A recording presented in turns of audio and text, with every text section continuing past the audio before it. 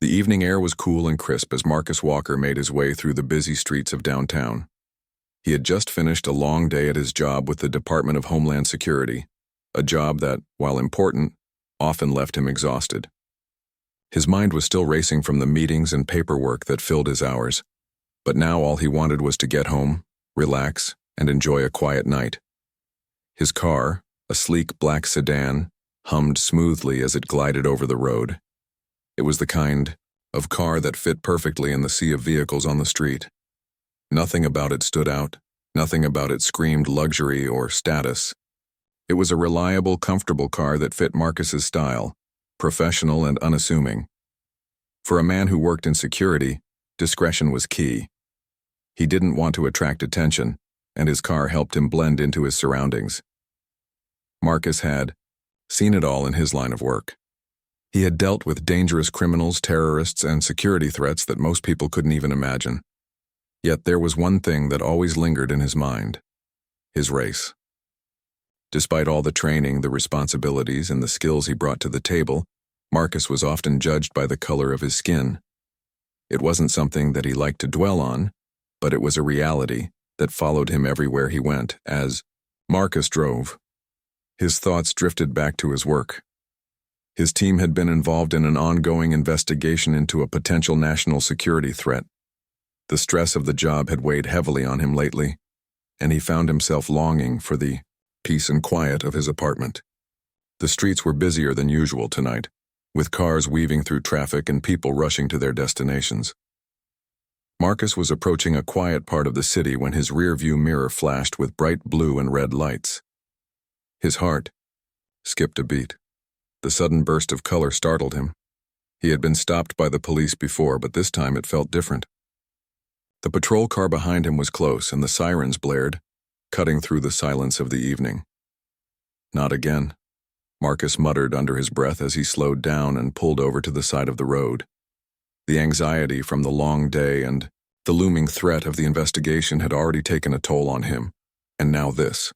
He tried to shake off the nervous feeling creeping up on him. He had been stopped before, many times in fact, and each time he couldn't shake the feeling that his race played a part in it. It wasn't just that he was black, it was that he was often made to feel like he didn't belong in certain spaces.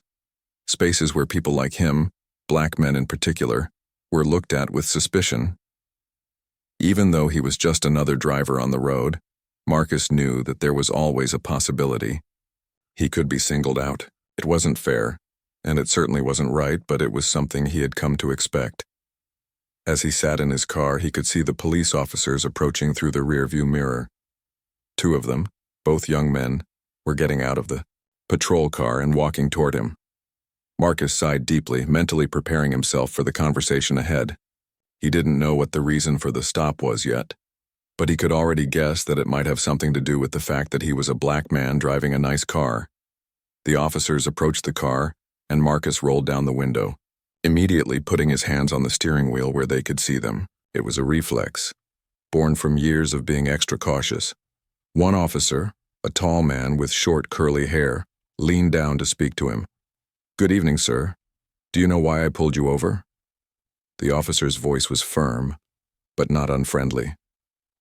Marcus shook his head slowly. "No, officer, I'm not sure why. Was I speeding?" The officer glanced at the other officer who had remained silent so far, and then back at Marcus. The second officer, a shorter man with a stern face, took a step forward. "You made an illegal lane change back there," the first officer explained, pointing vaguely toward the intersection they had just passed. "You didn't signal when you switched lanes. That's why we pulled you over." Marcus's mind raced as he tried to think back. He hadn't noticed anything unusual, but he didn't argue. It was possible he had missed the signal. "I'm sorry, officer. It won't happen again."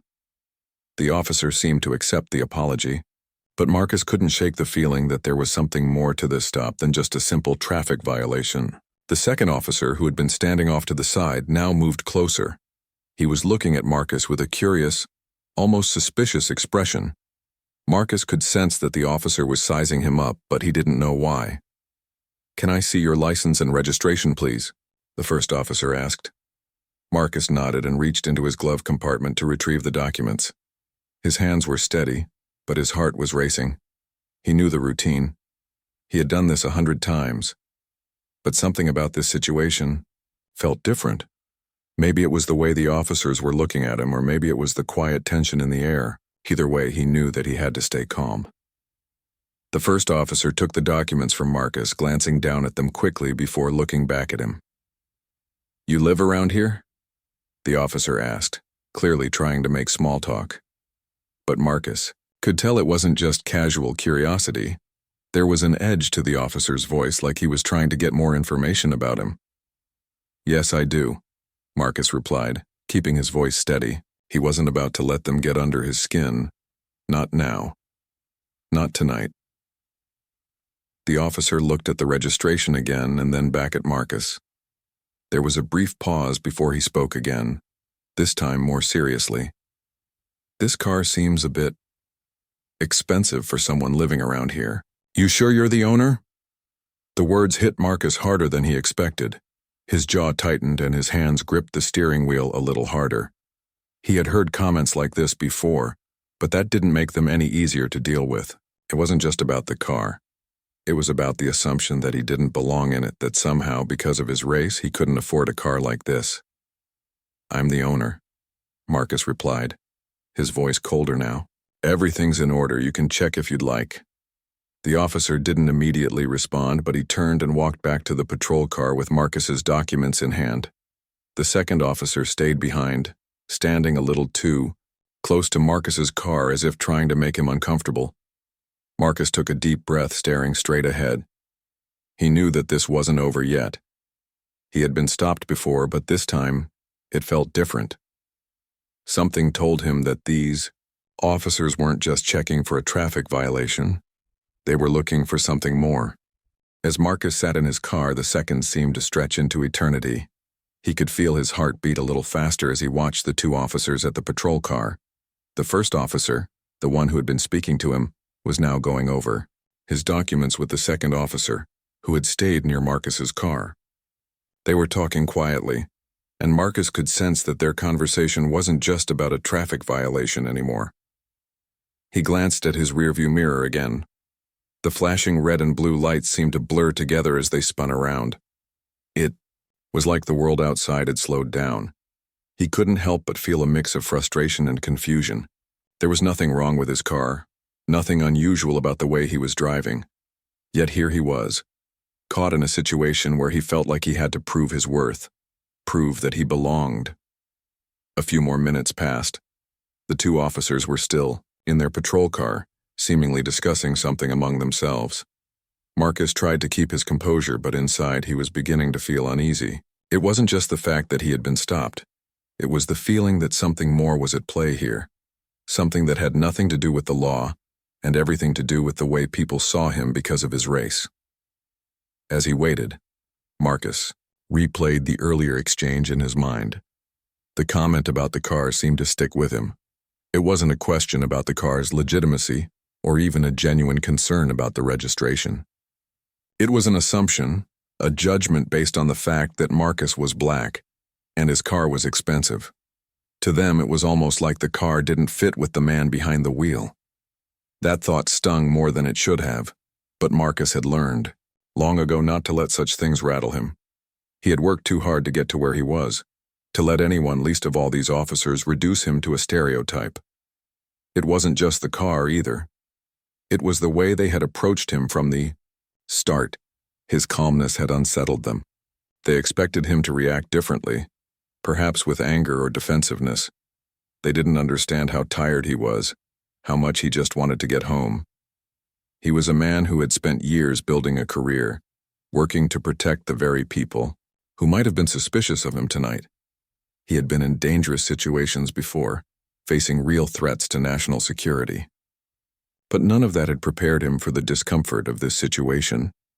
The officers hadn't yet come back to him, and the silence between them felt increasingly awkward. Marcus knew what was coming next. The longer they took, the more they were digging into his background. Maybe they were verifying his driver's license. Maybe they were looking into his record, trying to find a reason any reason to justify their suspicions. Either way, Marcus felt the unease growing in his chest. Finally, the first officer returned to the car. He didn't smile this time, nor did he speak with the same casual tone he had used before. His face was serious, more guarded now. "Mr. Walker, I'm going to have to ask you to step out of the vehicle," the officer said, his voice lacking the friendliness it had once had. It was replaced by a formal, almost cold tone that made Marcus's stomach tighten. "We need to check a few things further." Marcus didn't respond immediately. He wanted to ask why they couldn't just resolve this as quickly as possible, but something inside him told him to stay calm and not escalate the situation. The officer was still standing by the door, waiting for him to act. Marcus took a deep breath. He opened the door slowly, stepping out of the car and into the cool night air. The second officer stood a few steps away, watching him closely, almost like he was waiting for something, an excuse to act. "Is there a problem, officer?" Marcus asked, keeping his voice neutral. He wasn't angry, just curious. He had already been polite and cooperative, but it seemed like the officers weren't satisfied with that. "We just need to verify a few things," the officer said, still not explaining why the situation had escalated. "Please stand over there while we run some checks." Marcus walked a few steps away from the car, still unsure of what was going on. This didn't feel like a regular traffic stop anymore. The officers seemed to be taking their time, looking through his car, discussing things in low voices that he couldn't quite make out. Minutes passed, and Marcus couldn't help but feel like they were trying to find something wrong, anything to justify their actions. He had no idea what was taking so long, or why it seemed like the officers were being extra cautious. What bothered him the most was how they were acting, like his presence was a problem. The silence hung in the air, thick and uncomfortable. The sounds of passing cars on the street seemed distant, and Marcus could hear his own heartbeat in his ears. He kept his composure, but the longer the officers took, the more he could feel his patience thinning. He just wanted this to be over. He wanted to go home. After what seemed like an eternity, the officers finally returned to him. The first officer was holding his papers again, and the second officer was glancing at Marcus with an unreadable expression. The tension was palpable. "We ran your information," the first officer began, his tone much colder than it had been before. "There's a discrepancy with the registration." He paused, looking Marcus directly in the eyes. "This car seems to be a bit out of place for someone living in this neighborhood." Marcus felt a sharp pang of frustration. The way the officer had said it was subtle, but it was there. The implication, the judgment. He had heard it before, and it still stung. He wanted to argue, to tell them that it was none of their business what kind of car he drove, but he knew that wouldn't help. He had to be careful. He had to stay calm. He took a deep breath and looked the officer in the eye.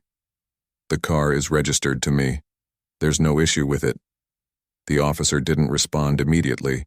Instead, he looked down at the registration papers again, flipping through them as if searching for something that would explain why Marcus's car didn't seem to fit the image they had of him.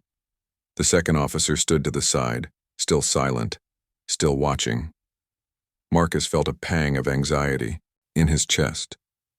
He knew that nothing was going to satisfy them until they had looked through every detail of his life.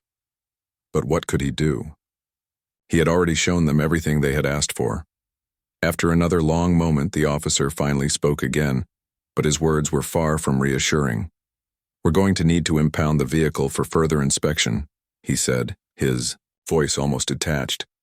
"We'll be taking it to the station." The words hit Marcus like a punch in the gut. The car was his, it wasn't stolen, and there was nothing wrong with it. But now, they were taking it away from him. The thought of being treated like a criminal, of being judged for something as trivial as the car he drove, filled him with anger and disbelief. But Marcus knew that showing that anger would only make things worse. Instead, he stayed silent, trying to process what was happening. He had hoped the situation would resolve quickly, but it was clear now that the officers weren't going to let him go without digging deeper. They were determined to find something, anything, to prove their suspicion, but Marcus wasn't about to give them that satisfaction. He straightened his posture, preparing himself for what came next. The night had just taken a turn he wasn't expecting, and he didn't know how much longer he could stay calm. Marcus stood there, his breath steady but his mind racing. His car was being impounded and there was nothing he could do about it. The officer had just informed him of their decision, but the weight of those words hung in the air like a thick cloud. Marcus was a man of patience. He had learned that over the years in his line of work. But this felt like an unfair judgment based purely on assumptions.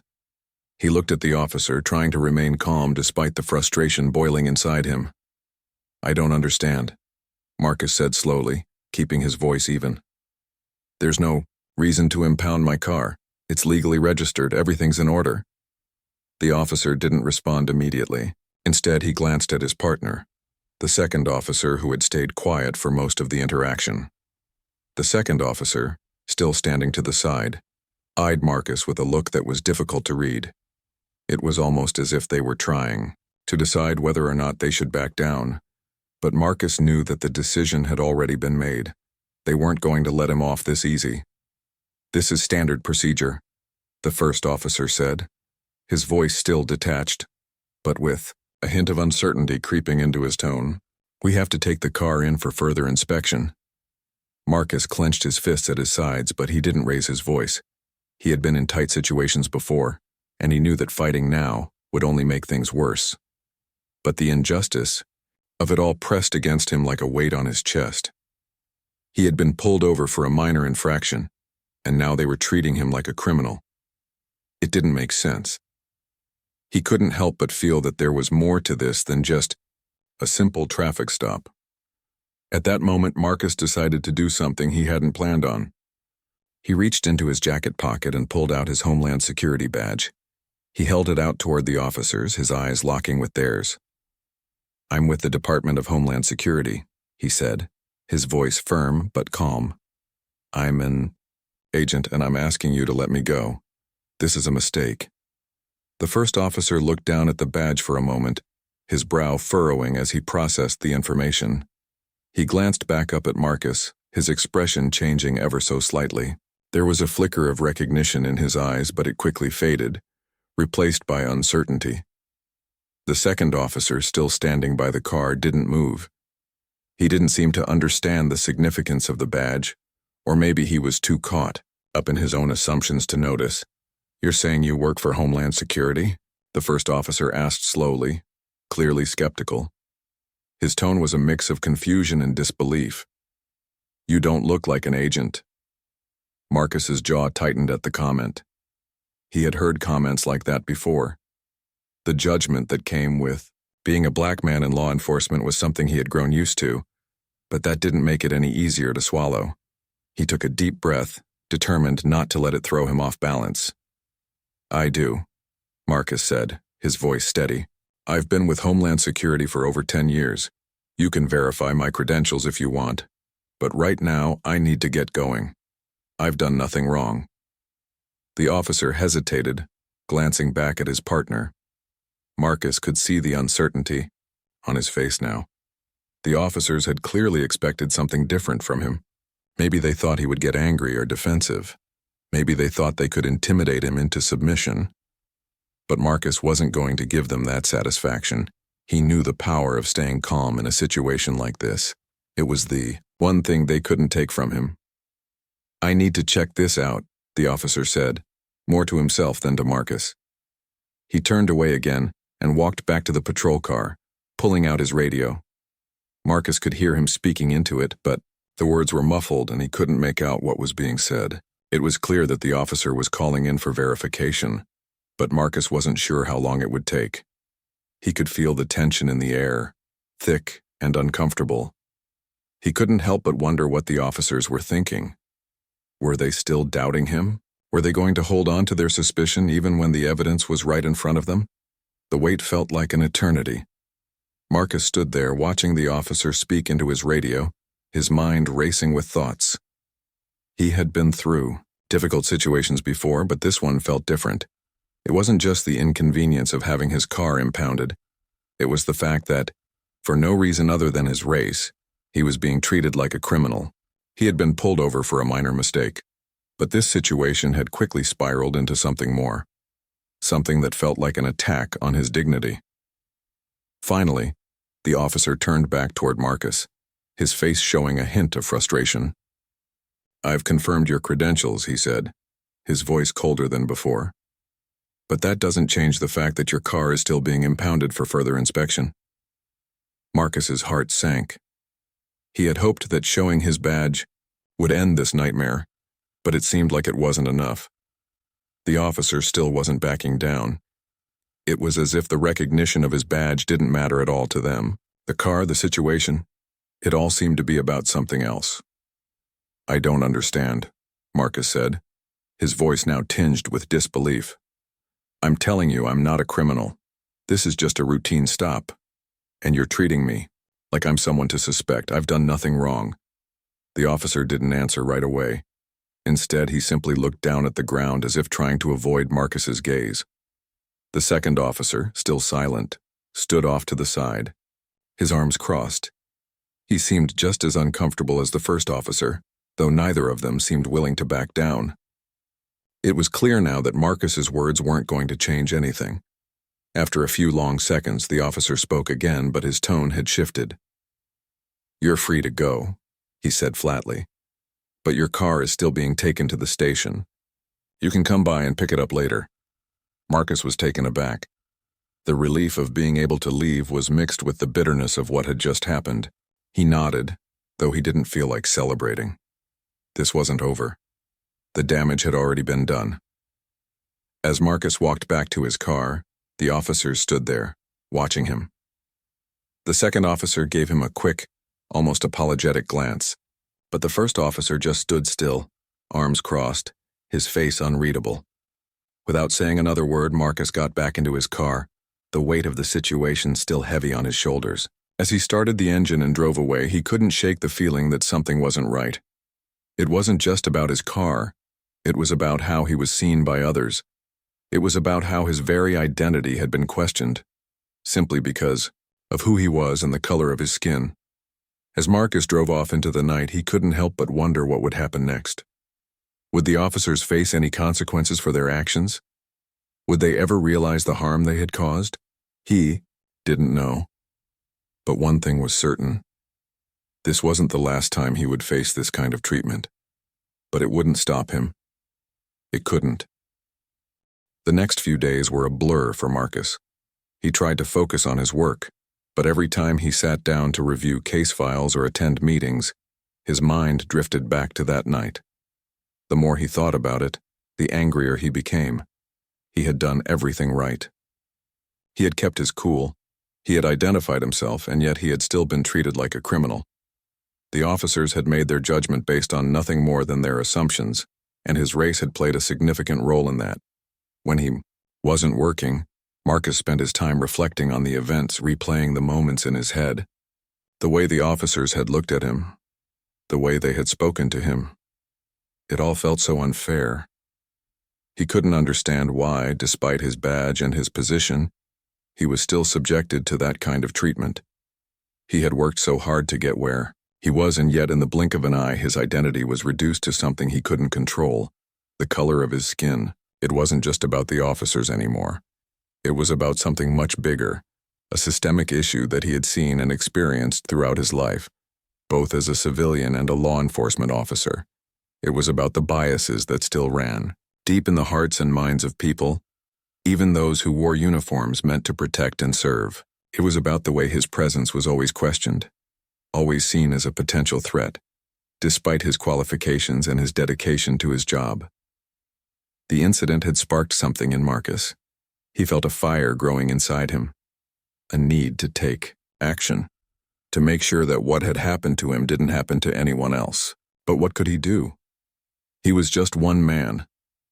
His position in Homeland Security didn't give him the power to change the way things were on a local level, but he knew he couldn't let it slide. He had to speak up. He had to make sure that this wasn't just another forgotten incident. Marcus didn't wait long before he contacted his supervisor at Homeland Security. He explained what had happened in detail, leaving nothing out. He described the traffic stop, the way he had been treated, and how, even when he showed his credentials, The officers had continued to treat him with suspicion. He made it clear that he wasn't just concerned about the inconvenience, it was the treatment he had received. The fact that despite being an officer of the law, he was still treated like a suspect. The conversation with his supervisor was not what he had expected. His supervisor listened carefully to his story, asking for specifics and taking notes.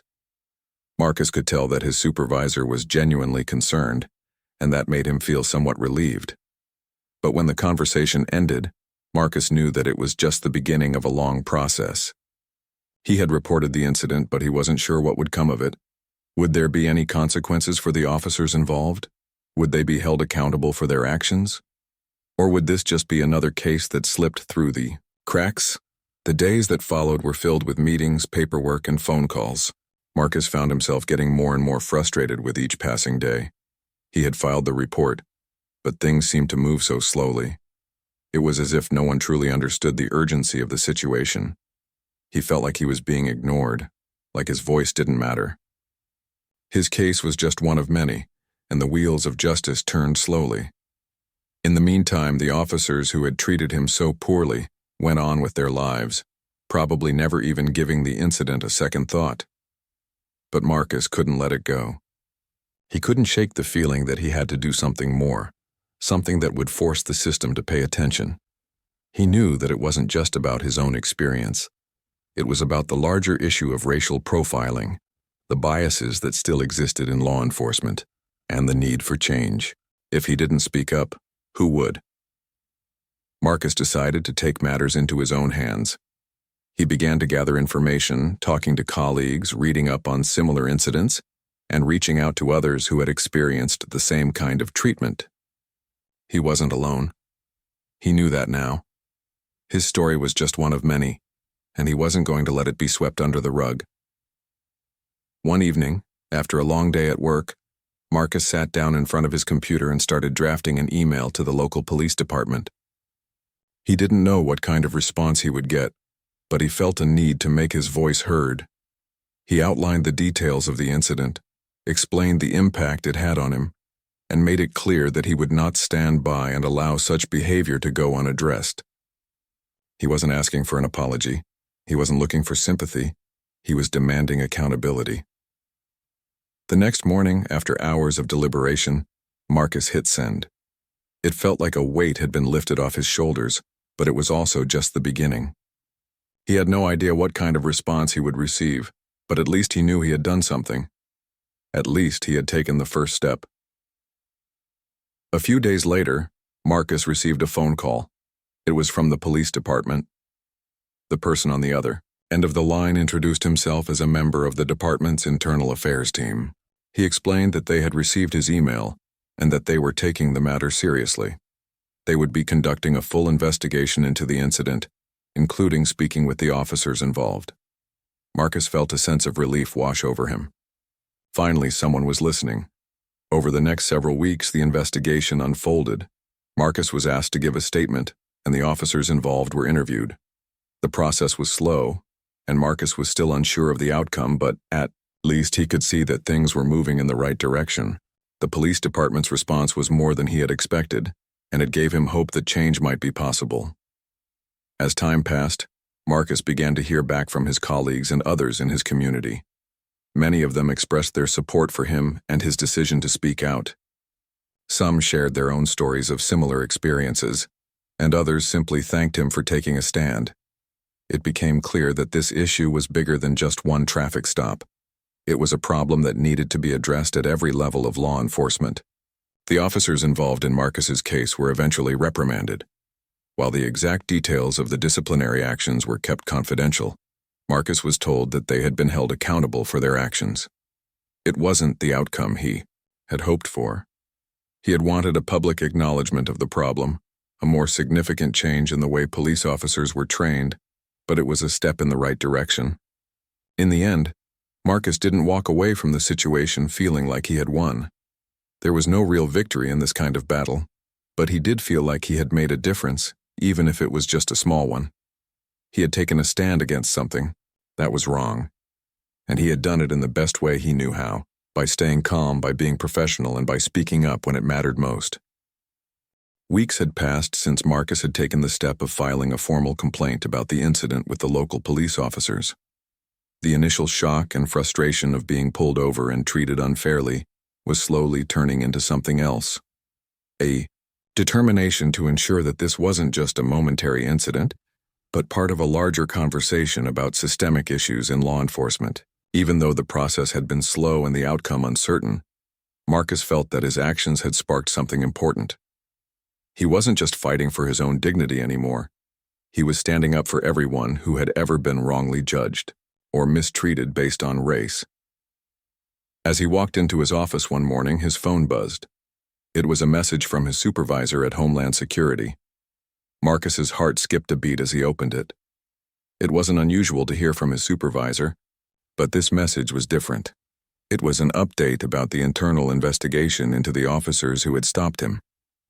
The message said that the department had decided to implement a series of changes to how traffic stops were handled, especially in communities with high tensions around policing.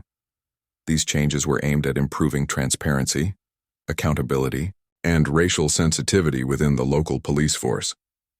Marcus paused for a moment, his eyes scanning the message. It wasn't a complete victory, but it was a sign that his complaint had been taken seriously. The police department had acknowledged that something needed to change, and they were taking steps to make sure future incidents like his were handled more thoughtfully. It wasn't the public apology he had hoped for, but it was something. It was progress. Marcus had always believed that change didn't happen overnight. It was a slow, often painful process, but this felt like the first step toward a larger shift in how people in law enforcement were trained and how they treated others, especially when it came to race. He wasn't naive enough to think that everything would suddenly be different, but the fact that there was an effort to start making those changes gave him hope. Over the next few days, Marcus felt an odd mixture of relief and pride. While he still grappled with the unfairness of what had happened, he couldn't deny the sense of accomplishment that came from speaking out. It wasn't easy, and it had taken courage to stand up against the officers, especially knowing how difficult it might be to hold them accountable.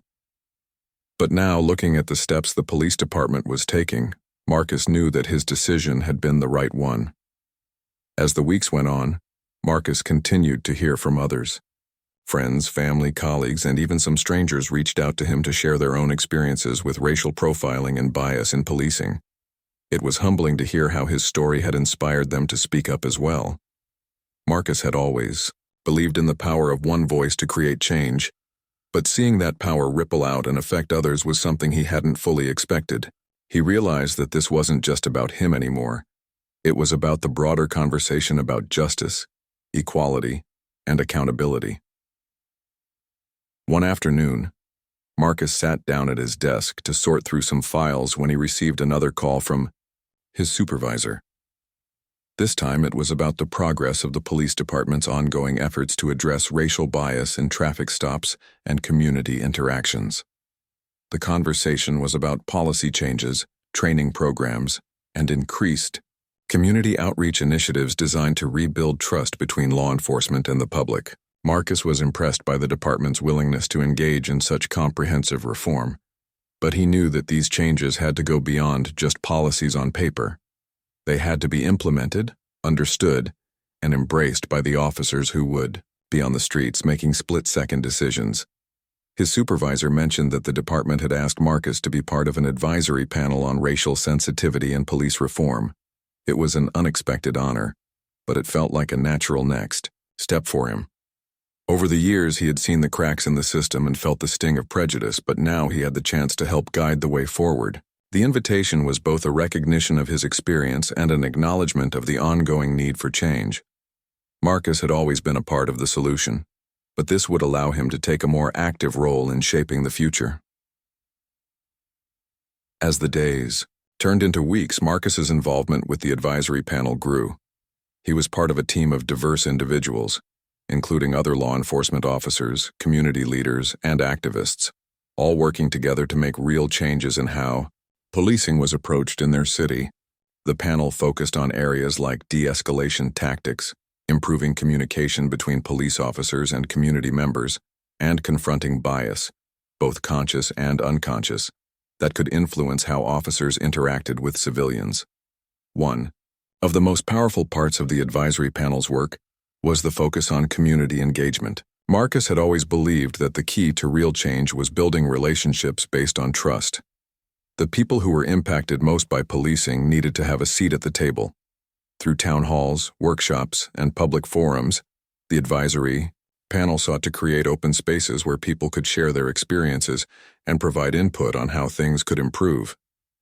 It wasn't easy, and not everyone agreed on every issue, but the conversations were vital. For the first time in a long time, Marcus felt like there was a genuine effort to understand the needs of the community and the challenges that law enforcement faced. Meanwhile, life for Marcus continued, both in his personal and professional worlds. He still faced challenges every day. Being a black man in law enforcement wasn't easy. Even now, after the investigation had concluded and changes were being made, Marcus still found himself questioning the assumptions others made about him. But what had changed was his understanding of his own power and his role in fighting for justice.